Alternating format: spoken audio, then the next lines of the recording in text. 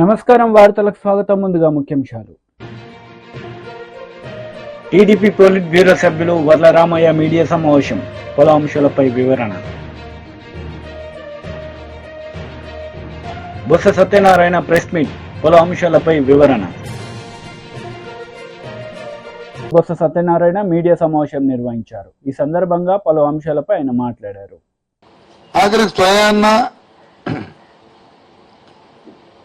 నేను పార్టీకి రాజీనామా చేస్తున్నట్టు లేఖను కూడా సృష్టించింది. ఎంత దౌర్భాగ్యం, ఎంత దిగజాడుతామో దీన్ని బట్టి తెలుస్తుంది. లేఖ బట్టి తెలుస్తుంది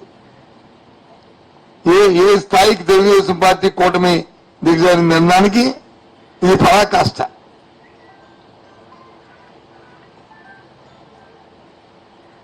ఇది ఒక మచ్చుతనం, ఇలాంటివి ఇది ఒక చిన్న విషయం. అంటే ఏదో విధంగా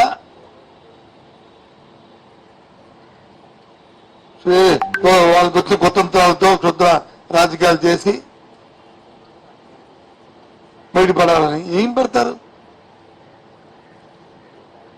తెలుగుదేశం పార్టీకి చంద్రబాబుకి ఉన్న చరిత్ర ఈ రాష్ట్ర ప్రజానికి అందరికీ తెలుసు. మాయా, మోసం, దగ. అలాగే రాజశేఖర రెడ్డి గారికి, జగన్మోహన్ రెడ్డికి తెలుసు. ఏదైనా చెప్తుంది చేస్తారు, చేసింది చెప్తారు. రైతు పెట్టేవాడిగా ఉండాలి కానీ చేయి పట్టేవాడిగా ఉండకూడదు, చేయి పెట్టేవాడిగా ఉండాలని నానుడిని విశ్లేషిస్తారు. పేదవాడు కానీ ఉన్నాడంటే వారికి చేయూత ఇవ్వాలి. పేదవాడు పేదవాడిగా ఉండకూడదు. రైతు కూలీగా ఉండకూడదు. వాళ్ళు డాక్టర్, ఇంజనీర్ అవ్వాలి అని నమ్మిన వాళ్ళు.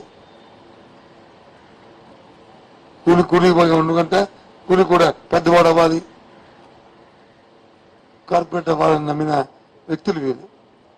ఆ విధంగా నమ్మారు కాబట్టి, ఆ విధమైన మేనిఫెస్టోని ఇచ్చారు కాబట్టి, మాయం చెప్పకుండా 5 సంవత్సరాలు మళ్ళీ రిపీట్ చేస్తారని, 5 సంవత్సరాలు నా పరిపాలన నమ్మి మీకు మంచి జరిగితేనే నాకు ఆశీర్వాదం కోరిన మరి నాయకుడు ఈ దేశంలో ఎవరు లేరు, జగన్మోహన్ ఒక్కరే. కాబట్టే ఆయన మళ్ళీ ఇంత పెద్ద ఎత్తున ఆయన ఆశీర్వదించిన ఆ తల్లులకి, మహిళామణులకి, సోదరులకి, అన్నలకి, తమ్ముళ్ళకి అందరికీ కూడా మరొకసారి కృతజ్ఞతలు చెప్తూ, ఇదే విధంగా మా పార్టీ కార్యకర్తలందరూ ఉన్న వాళ్ళందరూ కూడా చాలా మంది చెప్పారు, సచివాలయం వ్యవస్థ పెట్టారు, కార్యకర్తలకు విలువ లేకుండా చేశారు అని. సచివాలయం వ్యవస్థ పెట్టింది అవినీతి రూపమాపడానికి. కార్యకర్త ఎప్పుడు కూడా నాయకుడి గుండెల్లో, పార్టీ గుండెల్లో ఉంటాడు. ఏదైతే జన్మభూమి కమిటీ లాంటి అవినీతి ఏవైతుందో అలాంటివి లేకుండా ఉండడానికి సచివాలయం వ్యవస్థ, మరి ఏదైతే పూజ్య బాపూజీ కళల కన్నా గ్రామ స్వరాజ్యం గుమ్మం ముందే పరిపాలన ఉండాలని కోరుకున్నారో ఆ వ్యవస్థ అది బాగా మా కార్యకర్తలు అందరూ కూడా అర్థం చేసుకున్నారు. వాలంటరీ వ్యవస్థ ఎంత దిగ్విజయంగా జరిగిందో మన కరోనా వచ్చినప్పుడు కానీ, తర్వాత జరుగుతున్న కార్యక్రమాలు కానీ ఏ విధంగా 100% దేశానికి అది కులమానికిగా దిక్సూచిగా ఉన్నదో వాలంటరీ వ్యవస్థ, వాళ్ళందరూ కూడా ఈ రాష్ట్రం సంక్షేమ అభివృద్ధిలో పాల్పంచుకోవడం చాలా సంతోషం. వాళ్ళందరూ కూడా ఏ ప్రాబ్లం నొక్కంట ఈ కార్యక్రమాలు చేశారు. ఎన్నో చూసిన ప్రయత్నం చేశారు,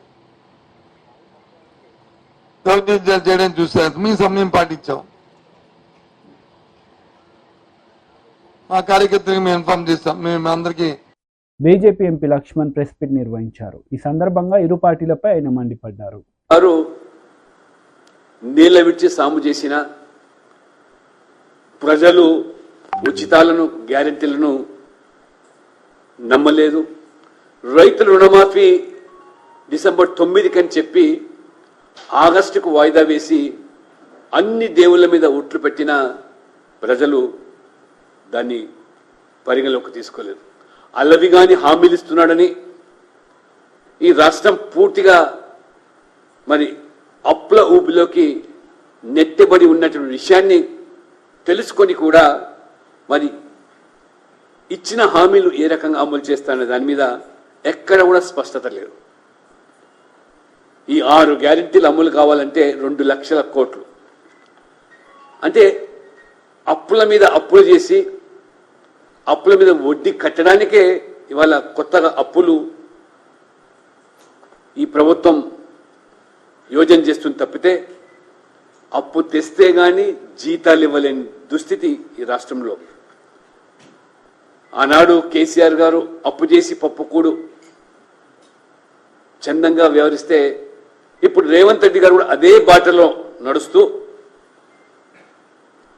ప్రభుత్వం ఏర్పడిన 5 నెలల్లోనే 16,000 కోట్లు అప్పులు చేసి ఈ రాష్ట్రాన్ని అప్పుల కుప్పగా మార్చి కాంగ్రెస్ అసలు ఈ రాష్ట్రాన్ని ఏమి చేయదలుచుకున్నదో, కొత్తగా ఏర్పడిన రాష్ట్రము తెలంగాణ రాష్ట్రం ఏర్పడితే మరి గుజరాత్తో పోటీ పడేటువంటి అవకాశాలు ఉన్నప్పటికీ కూడా వీళ్ళ యొక్క అనాలోచితమైనటువంటి చర్యల వల్ల కేవలం ఓట్ల కోసం ఈ తెలంగాణ రాష్ట్ర అభివృద్ధిని పన్నంగా పెట్టి రాష్ట్ర ఆర్థిక వ్యవస్థను బలోపేతం చేయకుండా దానికి కావాల్సినటువంటి నిర్ణయాలు ఏమీ తీసుకోకుండా ఖజానాపై భారం పడే విధంగా అప్పులు పెరిగేలా నిర్ణయాలు తీసుకుంటున్నారు. రాష్ట్రాన్ని కాంగ్రెస్ పార్టీ పెను సంక్షోభంలోకి ప్రమాదంలోకి నెట్టబోతా ఉన్నది. పూర్తిగా అభివృద్ధిని పనంగా పెట్టేసి వీళ్ళ యొక్క నిర్వాహకం వల్ల ప్రాజెక్టులు కానీ సంక్షేమ కార్యక్రమాలు కానీ నిధులు కల్పించలేని దుస్థితి ఇవాళ స్పష్టంగా మనం చూస్తా ఉన్నాం. విద్యుత్ కోత ఈ పాటికే ఈ 5 నెలల పాలనలోనే ప్రజలు చవి చూస్తూ ఉన్నారు. మరోవైపు నీటి కొరత, అదే రకంగా సాగునీటి రంగాలపై ఒక స్పష్టత లేకపోవడం,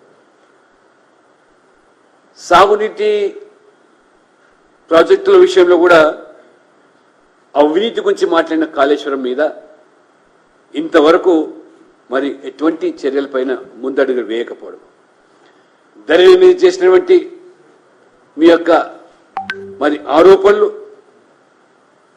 ఆ ధరణి సమస్యలు పరిష్కారం చేసేదానికి కూడా ఒక్క అడుగు కూడా ఆ దిశలో ముందుకు వేయకపోగా పైపెచ్చు ఆ ధరణిలో పాల్పడ్డ అవినీతి పరులను కాంగ్రెస్ చేర్చుకొని పునీతులుగా మార్చేస్తూ ఆ యొక్క ధరణిని కూడా అటకెక్కించే పరిస్థితి. మద్దతు ధర 500 బోనస్. మరి ఇవాళ చూసినట్టయితే కొనుగోలు కేంద్రాల వద్ద ధాన్యపు రాసులు పోగుపడుతున్న ఇవాళ కొనుగోలు కూడా ప్రభుత్వం సరిగా చేయలేకపోవడం. ఇక బీఆర్ఎస్ గురించి అది చచ్చిన పాము. ఎంత వారు జాకి బట్టి లేపాలని ఆ యొక్క మరి కారు ప్రయత్నం చేసినా కారు గ్యారేజ్ నుంచి బయటకు వచ్చే పరిస్థితి లేదు. స్క్రాప్లో కూడా ఇవాళ అమ్మే పరిస్థితి కూడా లేకపోతుంది. కాబట్టి వీరు ఎంత డబ్బు ఖర్చు పెట్టినా కుప్పిగింతలేసినా ఒక్క సీటు కూడా గెలిచే పరిస్థితి ఈ రాష్ట్రంలో మరి ప్రస్తుత పరిణామాలు స్పష్టం చేస్తూ ఉన్నాయి. ఎందుకంటే ప్రజలు కూడా 10 ఏళ్ళు మోసపోయినాం ఈ కుటుంబం పట్ల. కేసీఆర్, కేటీఆర్, హరీష్ రావు, కవిత వారి నిర్వాహకం వల్ల రాష్ట్రం అధోగతి పాలైందని, అందుకనే వారు మరి ఈ యొక్క ఎన్నికల్లో కనీసమైనటువంటి ఒక్క సీటు కూడా గెలవకుండా డిపాజిట్లు దక్కించుకోవడమే గగనంగా మారిన పరిస్థితి.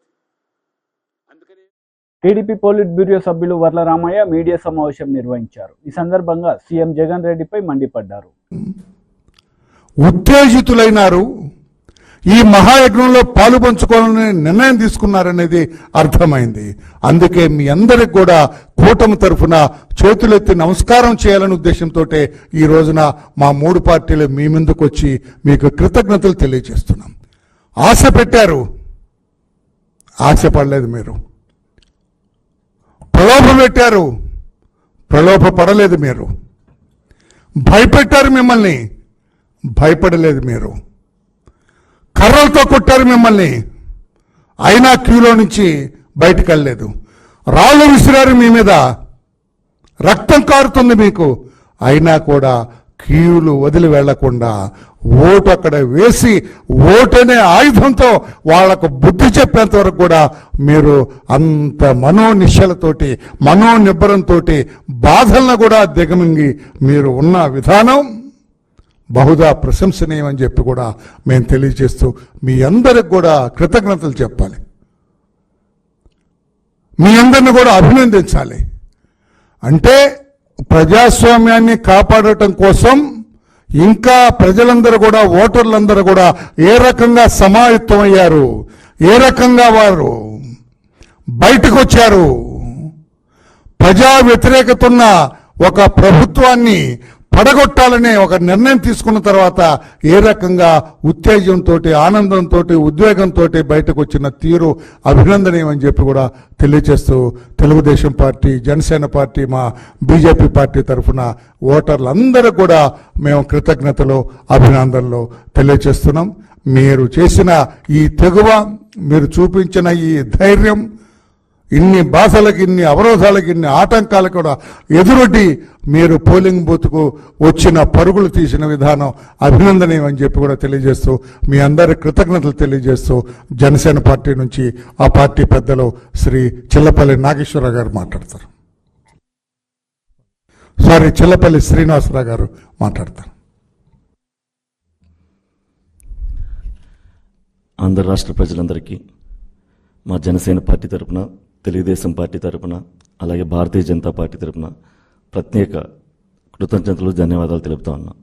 దేనికంటే నిన్న జరిగిన ఎలక్షన్ ఒక మంచికి చెడుకి జరిగిన ఎలక్షన్లో మీరందరూ కూడా మంచి వైపు నిలబడి ఎటువంటి అవాంతరాలు ఎదురైనా కూడా ఎటువంటి ప్రలోభాలకి లోను కాకుండా మీరంతా ధర్మం వైపు నిలబడి మంచి విజయాన్ని సాధించే దిశగా మీరంతా నిలబడినందుకు ప్రత్యేకంగా మీ అందరికీ కూడా ప్రత్యేక ధన్యవాదాలు చెప్తా ఉన్నాం. దేనికంటే ఒక అరాచక పాలనని ముగింపు పలకటానికి ఏదైతే Telugu Desam party, Janasena party, BJP party పొత్తు పెట్టుకొని ఒక ఎన్డీఏ గవర్నమెంట్ ఫామ్ చేసే దిశగా ఈ రోజున ఆంధ్ర రాష్ట్రంలో వెళ్తా ఉందో దానికి మీరు లక్షలాది మంది, కోట్లాది మంది మీరు ఒక మద్దతు తెలపటం నిన్న జరిగిన ఓటింగే నిదర్శనం. దేనికంటే మంగళగిరిలో నేను ఉదయం 7 గంటలకు వెళ్తే ఇందాక రామయ్యన్న చెప్పినట్లు 7 గంటలకే బారులు తీరున్నారు. ఈవీఎంలు ఇంకా సెట్ కూడా చేసుకోకుండా వాళ్ళు ఇంకా పెట్టండి అని చెప్పి ప్రజల నుంచి ఎంత ఇదిగా వాళ్ళ రిక్వెస్ట్లు వచ్చినాయంటే 2 గంటలు, 3 గంటలు, 5 గంటలు కూడా నిలబడి ఓటింగ్ వేసిన పరిస్థితి. ఇంత ఉత్తేజంగా నిన్న కొన్ని చోట్ల గొడవలు సృష్టించినా కానీ కావాలని 4-5 ఆ టైంలో ఓటింగ్ పెరిగిపోతుంది, పర్సంటేజ్ పెరిగిపోతుంది, ఎక్కడో ఇదైపోతామని చెప్పి వాళ్ళు విచక్షణ కోల్పోయి ప్రవర్తించినా కానీ ఓట్లు మీరంతా కూడా నిలబడి ఓటు వేసినందుకు ఒక మంచి వైపు, ధర్మాన్ని వైపు మీరు చేయటం నిజంగా చాలా సంతోషం అనిపించింది. అందుకే ప్రత్యేకంగా మీకు ధన్యవాదాలు చెప్తా ఉన్నాను. అలాగే మా పార్టీ తరఫున కార్యకర్తలు, నాయకులు, అలాగే తెలుగుదేశం పార్టీ తరఫున కార్యకర్తలు, నాయకులు, అలాగే బీజేపీ తరఫున కార్యకర్తలు, నాయకులు కూడా అసలు ఉమ్మడిగా ఎక్కడా కూడా ఎటువంటి ఇది లేకుండా కలిసిమెలిసి రాష్ట్రంలో ఒక మంచి వైపు ప్రయాణించాలని చెప్పి మా నాయకులు, కార్యకర్తలు అంతా కూడా నిలబడినందుకు వారికి కూడా ఈ సభాముఖంగా వారికి కూడా ప్రత్యేక ధన్యవాదాలు తెలుపుతున్నాను. Thank you. బీజేపీ నుంచి పెద్దలు, సీనియర్ నాయకులు శ్రీ దినకర్ గారు. ప్రింట్ అండ్ ఎలక్ట్రానిక్ మీడియా మిత్రులకి నమస్కారాలు తెలియజేస్తూ, నిన్న జరిగినటువంటి ఎన్నికలు, అసెంబ్లీ మరియు పార్లమెంట్ ఎన్నికల్లో యావత్ ఆంధ్రప్రదేశ్లో యువకులు, యువతులు, స్త్రీలు, పురుషులు అన్ని వర్గాలకి చెందిన అన్ని ప్రాంతాల్లో ఉండేటటువంటి ప్రజలందరూ కూడా ఏకోన్ముఖంగా ఉదయం 7 గంటల నుంచి రాత్రి 11-11:30 అయ్యే వరకు కూడా ఎంతో ఓపికతోటి ఈ యొక్క దుష్ట దుహంకార అవినీతి ప్రభుత్వాన్ని నడుపుతున్న జగన్మోహన్ రెడ్డి పాలనకి చరమగీతం పాడాలి అనేటటువంటి ఉద్దేశంతో మొక్కవోని ఆత్మవిశ్వాసంతో ప్రజలందరూ కూడా సజ్జల రామకృష్ణారెడ్డి మీడియా సమావేశం నిర్వహించారు. ఈ సందర్భంగా ఆయన మాట్లాడారు. గుంటూరు వెస్ట్, వినుకొండ, సత్తెనపల్లి, అద్దంకి, పొన్నూరు, అమలాపురం ఇవి మా దృష్టికి కొన్ని వచ్చినాయి. ఈ దాదాపు ఇక్కడంతా కూడా రిగ్గింగ్కు పాల్పడ్డారు. తెలుగుదేశం మూకలు అడ్డంగా ఈవీఎంలు పగలగొట్టారు చాలా చోట్ల. వీటి మీద కంప్లైంట్లు ఇచ్చాం. దాదాపు 80 పైగా ఈ ఒక్కరోజే వీళ్ళ దుశ్చర్యలన్నీ ఈసీకి కంప్లైంట్లు ఇచ్చాం. సరే చర్యలు ఏమున్నా రికార్డు అయితే అవన్నీ మొత్తం మీద ఇప్పటికీ ఇంకా క్యూలు ఉన్నాయి. అండ్ జూన్ 4వ తేదీ ఫలితాలు వచ్చే వరకు అందరం వేచి ఉన్నాం. ఈరోజు ముఖ్యంగా ప్రజలకు కృతజ్ఞతలు. వైఎస్ఆర్ కాంగ్రెస్ పార్టీ తరఫున, జగన్మోహన్ రెడ్డి గారి తరఫున ఓటర్లకు, ఏ అట్టడుగు వర్గాలైతే మాకు అండగా వైఎస్ఆర్ కాంగ్రెస్ పార్టీకి అండగా ఉన్నాయో గతంలోనూ ఇప్పుడు కూడా ఎవరి కోసమైతే జగన్మోహన్ రెడ్డి గారు పాటుపడుతున్నారో సంక్షేమం అభివృద్ధి కోసం వాళ్ళంతా కూడా జగనన్నతో మేము ఉన్నామని ఈరోజు ఓటింగ్కు పెద్ద ఎత్తున రావడం ద్వారా తమ అభిమానాన్ని చాటుకునేందుకు అందరికి కూడా కృతజ్ఞతలు. మా వైపు నుంచి పూర్తిగా కార్యకర్తలు క్షేత్రస్థాయిలో అటువైపు నుంచి ఎంత రెచ్చగొట్టే చర్యలున్నా ప్రశాంతంగా సంయమనంతో పనిచేసిన క్షేత్రస్థాయి కార్యకర్తలకు, నాయకులకు అందరికి కూడా ధన్యవాదాలు కూడా చెప్తున్నాం. Thank you.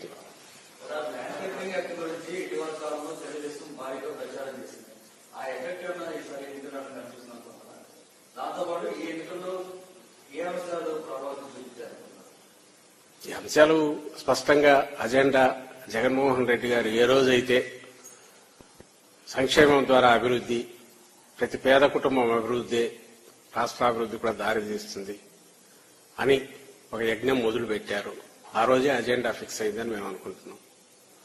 ఆ రోజు నుంచి ఈ రోజు వరకు జరిగినదంతా కూడా దాని కొనసాగింపు.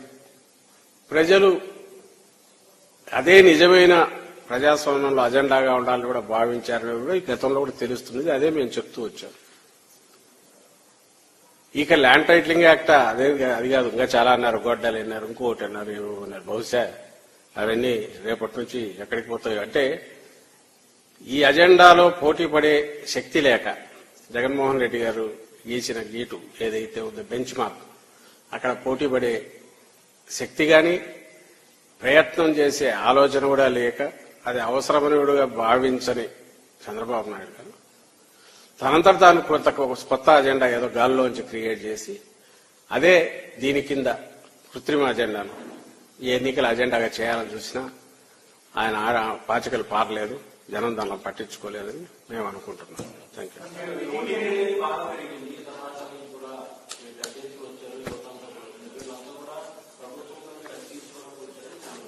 అనుకోవచ్చు ఎవరి ఇంటర్ప్రిటేషన్ అన్నా ఎలాగైనా. నేను అదే చెప్తున్నా కదా, ఈ రోజు జరిగిన ఓటింగ్ సరళి చూస్తే ఏ రకంగా అనుకోవచ్చు. అయితే నేను ఇంతకుముందు అన్నట్టు అక్కడ బాగా అత్యుత్సాహంగా పాల్గొన్న వాళ్ళల్లో యువత కూడా ఉన్నారు, మహిళలు ఉన్నారు.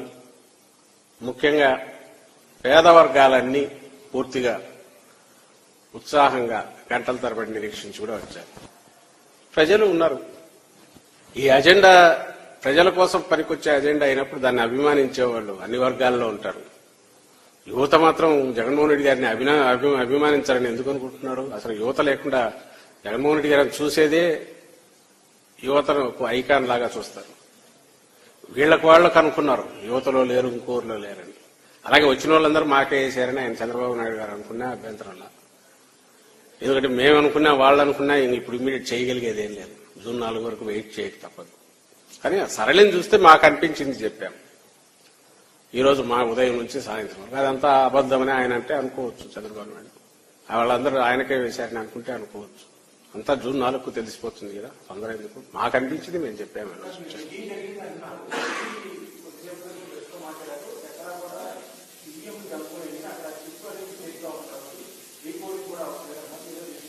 రిగ్గింగ్ జరిగింది చేశాం, కంప్లైంట్ చేశాం, రిగ్గింగ్ జరిగిందని కంప్లైంట్ ఇచ్చాం, వాళ్ళకు చెప్పాం, కంప్లైంట్ ఇచ్చాం, రీపోలింగ్ అడిగాం.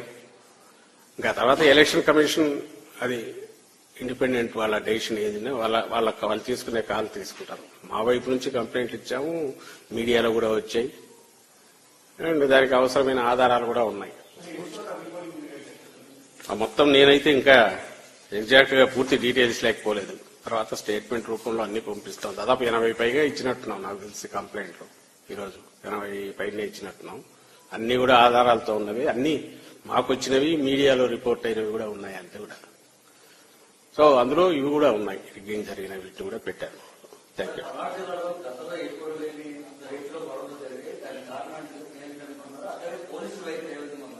అన్యాయంగా ఉంది.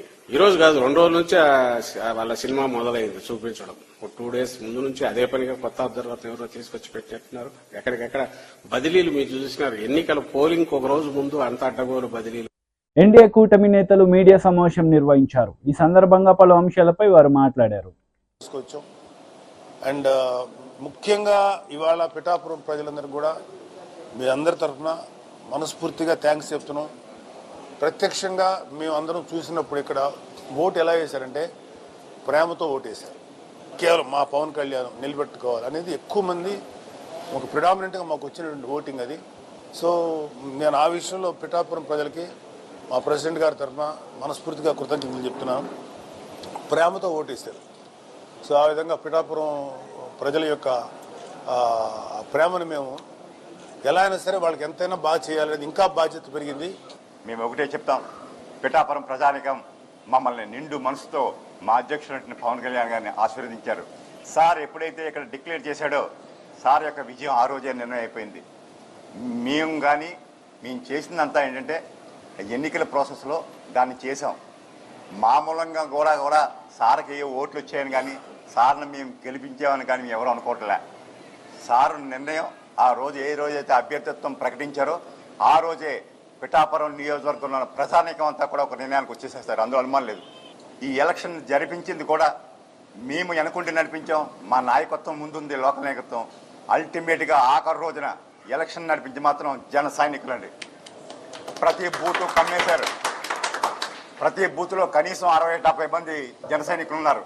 పొద్దున్న నుంచి సాయంత్రం నేను 7-8 గంటలకు కూడా బూత్లో తిరిగితే ఒక బూత్లో 70 మంది జన సైనికులు పహారా ఉన్నారు సార్.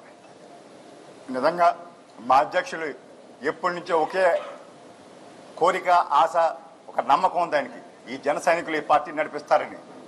ఆ రోజు నిన్న మీ నాయకత్వంతో కూడా మా కళ్ళతో చూసాం. వారి శక్తి ముందు మా నాయకత్వంతో కూడా వెరవలబోయాం. నిజంగా కొట్టే అంత బలంగా నిలబడిపోయారు సార్ వాళ్ళంతా.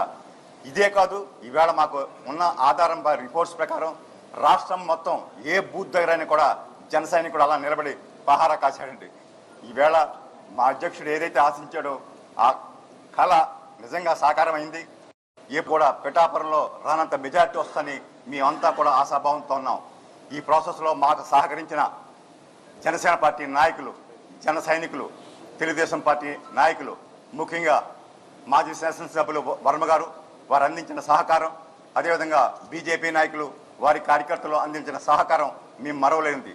అదేవిధంగా పత్రికా ముఖంగా కూడా మీరంతా కూడా మాకు అందించినటువంటి ఈ సహకారం మేము మరవలేనిది.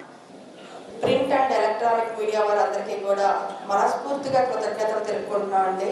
ఎందుకంటే పవన్ కళ్యాణ్ గారు ఎప్పుడైతే పిఠాపురం నియోజకవర్గం నుంచి పోటీ చేస్తామని చెప్పి అనౌన్స్ చేశారో అప్పటి నుంచి పోలింగ్ కంప్లీట్ అయ్యేంత వరకు కూడా మీరందరూ కూడా మా అందరికీ ఇచ్చినటువంటి సహకారం మరవలేనిది. పత్రికా ముఖంగా మీ అందరికీ కూడా మరొకసారి కృతజ్ఞతలు తెలుపుకుంటున్నాము. ఇక్కడ పిఠాపురంలో ఉన్నటువంటి ప్రతి వ్యక్తి మీద ఆయన నమ్మకం ఉంచి నన్ను మీరు గెలిపిస్తారు అనేటువంటి నమ్మకంతో ఆయన రాష్ట్రం అంతా ప్రచారం కొనసాగించారు. అదే నమ్మకాన్ని ఈ రోజున జన సైనికులు, పిఠాపురంలో ఉన్నటువంటి జన సైనికులు అందరూ కూడా నిలబెట్టుకున్నారంటే దీన్ని మేము చాలా గర్వంగా భావిస్తున్నాం. రేపు ఫ్యూచర్ లో పిఠాపురం నియోజకవర్గాన్ని ఒక ఐకానిక్ నియోజకవర్గంగా పవన్ కళ్యాణ్ గారు చూపించబోతున్నారు.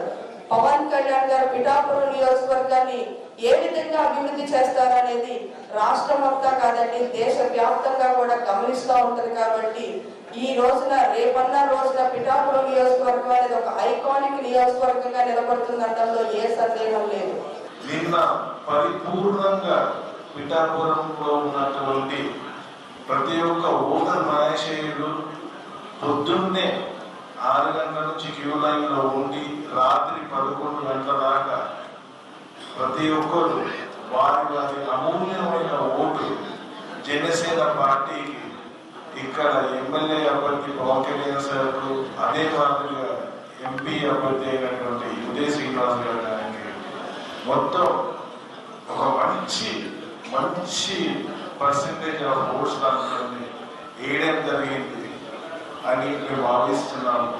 ఇక్కడ ఒక 45 రోజుల నుంచి ఉన్నప్పుడు మమ్మల్ని ఈ లోకల్ ఏదైతే లీడర్స్ ఉన్నారో, క్యాడర్ ఉన్నారో, జన సైనికులు కానీ, వీర మహిళలు కానీ, మేము వేరే ఊరు నుంచి వచ్చి ఇక్కడ ఒక నాయకత్వం రోల్ కాకపోయినా ఒక గైడెన్స్ ఇచ్చే రోల్లో తీసుకున్నప్పుడు మమ్మల్ని వాళ్ళు ఇనిషియల్గా కొంచెం రెసిస్టెన్స్ ఉన్నా అర్థం చేసుకున్న తర్వాత చాలా బాగా కోఆపరేట్ చేసి ఇవాళ మేము ఎంత కలిసిపోయినా ఉంటే ప్రతి ఒక్కరూ మమ్మల్ని మా ఇంటికి పోయినాక వచ్చి కానీ పోవడానికి లేదు సార్ అనే లెవెల్కి ఇక్కడ లోకల్. వార్తలు ముగించే ముందు ముఖ్యాంశాలు మరోసారి. టీడీపీ పోలిట్ బ్యూరో సభ్యులు వర్ల రామయ్య మీడియా సమావేశం, పలు అంశాలపై వివరణ. బొత్స సత్యనారాయణ ప్రెస్ మీట్, పలు అంశాలపై వివరణ. ఈ వార్తలు ఇంతటితో సమాప్తం. తిరిగి ప్రసారమయ్యే వార్తల్లో మళ్ళీ కలుద్దాం. అంతవరకు సెలవు. నమస్తే.